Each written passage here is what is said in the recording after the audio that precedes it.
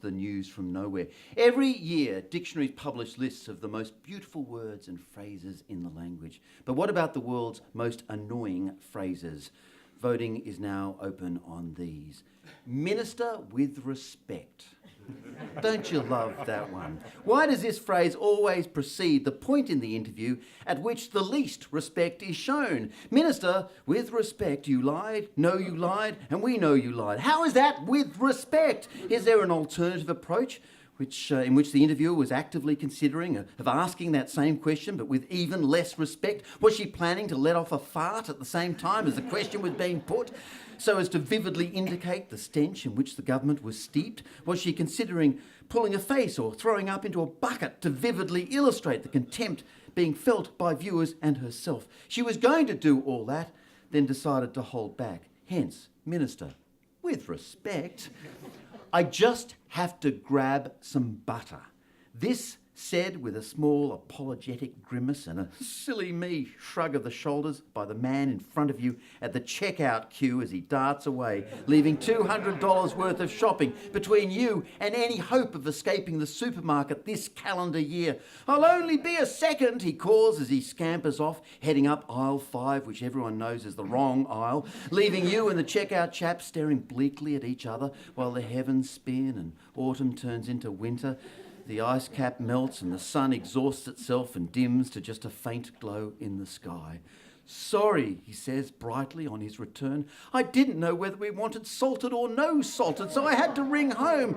Surely 18 years in Long Bay would be worth the pleasure of killing him right here, right now, using the sharp end of his toilet duck as the weapon. The world's most annoying phrases. I only had one bruschetta and the cheapest main course. This said the moment the bill is delivered to the table of 20. And already the guy has his calculator out and is offering to handle the money, as it's only fair that people pay for what they had. And as you say your goodbyes, having paid for most of his dinner, you note that he drives off in a Mercedes convertible. Made the traditional way. This phrase is normally accompanied by a picture of an older woman in a shawl on the packet of the jam or the tomato sauce in the supermarket or the meat pie in the freezer, as if the 50,000 meat pies sold in Colesworth each week were all produced by a briskly efficient woman called Auntie Vera in the back of a Federation cottage just outside Braidwood in the hour or so before church each Sunday, rather than a large steel vat by poorly paid guest workers in a vermin-infested industrial estate in Broadmeadows. An identical-looking woman is pictured on nearly all the packets in the supermarket. Have you noticed this? Pies, jams, biscuits and frozen lasagnas. So it's little wonder the illustration shows a few wisps of hair have escaped from her bonnet. The poor dear must be flat out. We're making some exciting changes to your credit card at no extra cost to you as part of our ongoing commitment to providing value to our customers.